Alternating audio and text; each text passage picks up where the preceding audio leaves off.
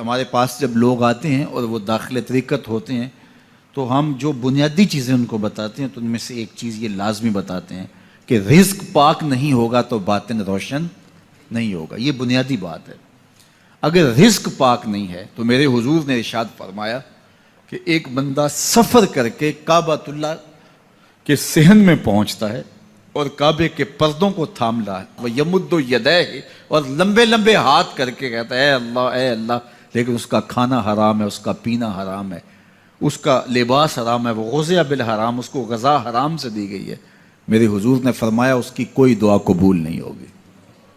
سفر کیا, جنگل پہاڑ کاٹے, سمندروں کو پاٹ کر کے آگے گیا, ہواؤں کے کلیجے چیر کے آگے بڑھا, مہینوں کی مسافتیں طے کر کے گیا اور کعبۃ اللہ کے سامنے کھڑا ہے, سین حرم میں مطاف میں کھڑا ہے, لیکن اس کا جسم حرام سے پلا ہے. اس نے جو پہنا ہے اس لباس کا تانا یا بانا حرام کا ہے, اس کو غذا حرام کی دی گئی ہے, اس نے پیا حرام کا ہے, اس نے کھایا حرام کا ہے, تو پھر اس کا یہ سارا سفر رائے گاں چلا جائے گا, اس کو کچھ نصیب نہیں ہوگا. تو سب سے پہلی شرط اس عنوان سے عقل حلال ہے. اس کے بعد پہ صدق مقال ہے کہ آپ کی زبان جھوٹ نہ بولے. جب کوئی شخص جھوٹ بولتا ہے, روحانیات تو دور کی بات ہے, اللہ کے فرشتے اس سے 1 میل دور ہٹ جاتے ہیں. جب کوئی شخص جھوٹ بولتا ہے تو حدیث پاک میں آتا ہے اس کے منہ سے ایک خاص قسم کی بدبو نکلتی ہے. اس بدبو کو ہم نہیں سونگھ پاتے لیکن فرشتے سونگھ لیتے ہیں, چونکہ فرشتے انتہائی حساس مخلوق ہے, اور وہ جھوٹ کی وجہ سے نکلنے والی بدبو کو سونگھتے ہیں. اللہ نے حضرت امام اعظم امام ابو حنیفہ رضی اللہ تعالیٰ عنہ کو یہ بصیرت عطا کی تھی اور یہ باطنی نظر بخشی تھی کہ جب کوئی شخص وضو کرتا تھا تو اس کے وضو کے پانی سے پہچان لیتے تھے کہ یہ کس گناہ کا مجرم ہے. جب بندہ وضو کرتا ہے تو وضو سے ہاتھوں کے گناہ جھڑتے ہیں, منہ کے گناہ جھڑتے ہیں, تو وہ وضو کے پانی سے اس بات کو محسوس کرتے تھے. اللہ نے ان کو وہ بصیرت عطا کی تھی, لیکن انہوں نے اللہ کی بارگاہ میں عرض کی مالک مجھ سے یہ چیز چھین لے, یہ چیز مجھے نہیں چاہیے. لوگوں کے بارے میں جو ہے وہ ایسا گمان پھر پیدا ہوتا ہے. تو فرشتوں کو اللہ نے وہ حساس جو ہے وہ پاکیزہ وجود دیا, اور ان کی حس ایسی ہے کہ وہ بدبو جو انسان بولتا ہے اور لفظوں سے جو اثرات نکلتے ہیں وہ محسوس کرتے ہیں. تو جب کوئی شخص جھوٹ بولتا ہے تو اس کے جسم سے, اس کی زبان سے جھوٹ کے ساتھ بدبو نکلتی ہے. اللہ کے فرشتے 1 میل دور تک پیچھے ہٹ جاتے ہیں. تو مجھے بتائیے, جو شخص جھوٹ بولتا ہو کیا اسے کوئی روحانی مرتبہ مل سکتا ہے؟ یہ سوچا بھی نہیں جا سکتا, یہ امکانات سے ہی نہیں ہے. اللہ کے محبوب علیہ السلام سے پوچھا گیا کہ حضور کوئی مسلمان, کوئی مومن کیا بزدل ہو سکتا ہے؟ فرمایا نہیں, وہ بہادر ہوتا ہے, لیکن ہو سکتا ہے کبھی اس سے بزدلی بھی سرزد ہو جائے. انسانی کمزوری ہے, کبھی انسان بہت طاقت میں ہوتا ہے اور کبھی انسان کمزور بھی پڑ جاتا ہے. فرمایا ہو سکتا ہے کبھی اس سے ہو بھی جائے. پھر پوچھا کہ بخل کر سکتا ہے؟ فرمایا نہیں, مومن سخی ہوتا ہے لیکن ہو سکتا ہے کبھی اس سے بخل بھی ہو جائے. کبھی کبھی دولت اسے اچھی بھی لگنے لگ جاتی ہے, جس طرح فرمایا گیا کہ اولاد مبخلتن مجبنتن, یہ جو اولاد ہوتی ہے یہ بندے کو بخیل بھی بنا دیتی ہے اور بزدل بھی بنا دیتی ہے.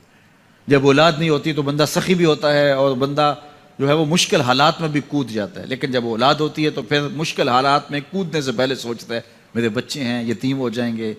اس کو یہ خیال آتا ہے, پہلے ایسے مال لٹاتا ہے لیکن اولاد ہو جائے تو پھر وہ اولاد کا سوچتا ہے کہ ان کے لیے کچھ میں جمع کر لوں. تو اولاد فرمایا میرے حضور نے کہ مبخلہ و مجبنہ, یہ بخیل بھی کر دیتی ہے اور یہ کمزور اور بزدل بھی بنا دیتی ہے. تو مومن ہوتا بہادر ہے لیکن ہو سکتا ہے کبھی اس سے بزدلی بھی ہو جائے. مومن سخی ہوتا ہے لیکن کبھی ہو سکتا ہے اس سے بخل بھی ہو جائے. لیکن تیسرا سوال حضور سے پوچھا گیا کہ مومن جھوٹا ہو سکتا ہے؟ تو اس پہ 2 ٹوک کہا, نہیں جھوٹا نہیں ہو سکتا. یہ نہیں ہو سکتا کہ مومن ہو اور جھوٹا ہو, وہ سچ بولنے والا ہوگا. تو عقل حلال اور صدق مقال, یہ 2 خوبیاں جو ہیں یہ اہل اللہ کا طرائے امتیاز ہے, اور یہ مجھے اور آپ کو اختیار کرنی چاہیے. حضرت خلیل اللہ جب وادی غیر ذی زرع میں سیدہ ہاجرہ اور ان کے معصوم نونہال کو چھوڑ کر کے جانے لگے۔ ایسی وادی جہاں حیوانی وجود بھی نہیں تھا، نباتات بھی نہیں پائے جاتے تھے، پانی کا ایک قطرہ بھی دستیاب نہیں تھا، کالے سیاہ محیط پہاڑ جیسے فولاد پگھلا کے ڈال دیا ہو، وہ وادی جہاں دن کو بھی خوف آئے، وہاں حضرت ہاجرہ نے راتیں بھی گزاری۔ کتنا دردناک لمحہ تھا جب سحری کا وقت ہوا، حضرت خلیل اللہ دعائیں دے کے رخصت ہونے لگے، حضرت ہاجرہ سلام اللہ نے آگے بڑھ کے اپنے شوہر نامدار کا دامن پکڑ لیا، تمسکت بِأَزْيَالِهِ، دامن پکڑ کے بولی میرے شوہر نامدار، اس محیب وادی میں، اس پہاڑوں کے دامن میں جہاں دن کو بھی خوف آئے، نونہال معصوم کے ہمراہ مجھے چھوڑ کے کہاں جا رہے ہو؟ حضرت خلیل اللہ نے کوئی جواب نہیں دیا۔ پھر قدم اٹھایا تو زوجہ نے پھر دامن پکڑا، پھر وہی سوال، پھر کوئی جواب نہیں آیا۔ تیسری مرتبہ دامن پکڑا، خلیل اللہ کی جانب سے کوئی جواب نہیں آیا، تو خاتون خود بولی کیا اللہ کا حکم تو نہیں؟ تو حضرت خلیل اللہ نے کہا نعم، ہاں اسی کا حکم ہے۔ حضرت ہاجرہ نے دامن چھوڑ دیا، کہا جائیے، خیر سے جائیے، اگر اس کا حکم ہے وہ ہمیں ضائع نہیں ہونے دے گا۔ جہاں دن نہیں گزارے جا سکتے تھے، پھر اس خاتون نے وہاں راتیں بھی کاٹی۔ وہ وادی جس میں وحشت بھی قدم رکھتی تھی ڈر ڈر کے، جہاں پھرتے تھے آوارہ تھپیڑے بادے سر سر کے، جہاں پر گھاس اگتی ہے، جہاں نہ پھول کھلتے ہیں، مگر وہ سرزمین ہے آسماں بھی جھک کے ملتے ہیں۔ اپنی پاک باز بیوی اور نونہال بیٹے کو چھوڑ کے حضرت خلیل اللہ دعائیں دے کے رخصت ہو گئے۔ تھوڑا سا توشہ تھا، 2-1 دن کے بعد ختم ہو گیا۔ پھر ماں کی چھاتی سے دودھ بھی خشک ہو گیا، نونہال پیاس سے تڑپنے لگا۔ ماں تو پھر ماں ہوتی ہے، تڑپتی ہوئی ممتا کا دل بے قرار ہوا۔ ایک پتھر کے سائے میں معصوم اسماعیل علیہ السلام کو لٹایا اور پانی کی تلاش میں جبل صفا پہ چڑھی۔ اطراف میں آسمانوں کی طرف دیکھا، کہیں کوئی پرندے اڑتے دکھائی دیں اور پانی کا نشان ملے اور میں وہاں سے بیٹے کے لیے 2 بوند لے آؤں، لیکن کچھ دکھائی نہیں دیا۔ تا حد نظر پھیلا ہوا آسمان ہی آسمان ہے اور پہاڑ ہی پہاڑ نیچے دکھائی دیتے ہیں۔ پھر مروہ پہ آئیں، درمیان میں نشیبی جگہ تھی، وہاں بیٹے کا من موہنا چہرہ دکھائی نہیں دیتا تھا، دوڑ کے گزری اور جا کے صفا پہ گھوم کے دیکھا، کچھ نظر نہیں آیا۔ ادھر بھی دیکھ لیا، ادھر بھی دیکھ لیا، لیکن ماں تھی، پھر دوبارہ صفا پہ آئی، صفا پہ دیکھا، کچھ دکھائی نہیں دیا، پھر تڑپ کے مروہ پہ آئیں، وہاں پھر دیکھا، کچھ دکھائی نہیں دیا، پھر صفا پہ آئی، کبھی صفا پہ کبھی مروہ پہ، تڑپتی ہوئی ماں کی ممتا، بے قرار دل، ادھر پانی کی پیاس سے تڑپتا ہوا معصوم اسماعیل پتھر کی اوٹ میں، درمیان سے ماں گزرتی ہے تو بھاگ کے گزرتی ہے کہ بیٹے کا من مونا چہرہ بھی نگاہوں کے سامنے رہے۔ ذرا منظر تو دیکھو کتنا دل آویز ہے۔ اللہ اکبر، سینوں میں پتے پانی ہو جائیں، پتھر بھی ہو تو پگھل جائے اس زہرہ گداز داستان سے، لیکن اللہ پر توکل اور ماں کی بے قراریاں، کبھی صفا پہ کبھی مروہ پہ، زبان پہ شکایت نہیں ہے۔ پھر جب مروہ پہ پہنچتی ہیں، 7 چکر مکمل ہو گئے، تو ادھر کیا دیکھا کہ معصوم اسماعیل ایڑیاں رگڑ رہا ہے۔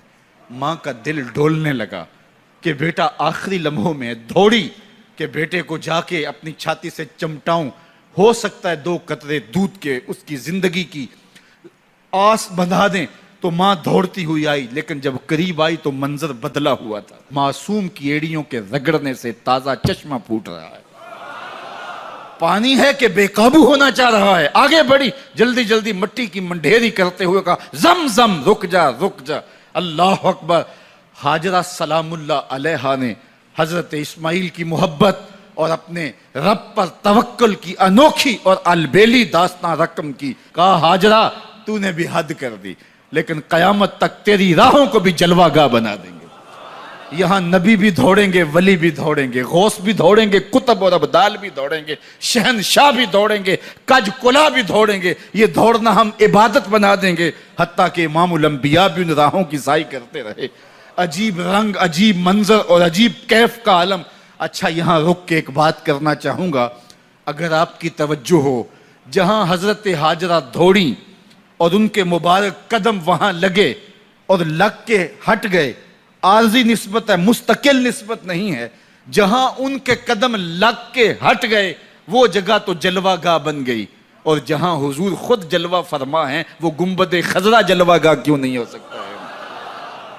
اب یہ پانی جہاں حضرت اسماعیل کے قدم لگے، یہ پانی دنیا کا عظیم ترین پانی ہے، اور پھر اس کا پروٹوکول یہ ہے، اس کو کھڑے ہو کے پیا جاتا ہے۔ یار یہاں بھی روک کے ایک بات کہہ دوں، حضرت اسماعیل کے قدموں کو چھونے والے پانی کا پروٹوکول ہے کہ اس کے لیے کھڑے ہو جائیں، اور حضرت اسماعیل مسجد اقصیٰ میں جس کے پیچھے کھڑے ہو کے نماز پڑھتے ہیں اس امام کے لیے کھڑے ہو کے مصطفیٰ جان رحمت پہ لاکھوں سلام پڑھ لیں تو اس میں شرک کہاں سے آ جائے گا؟ تو یہ تکریم ہے، یہ عزت ہے اس پانی کی کہ اس نے حضرت ذبیح اللہ کے قدم چھوئے ہیں۔ تو یہ سارا حج اللہ اکبر ہمیں ہمارے ماضی سے جوڑتا ہے۔ فوجدت أني خاسر فتلك مضى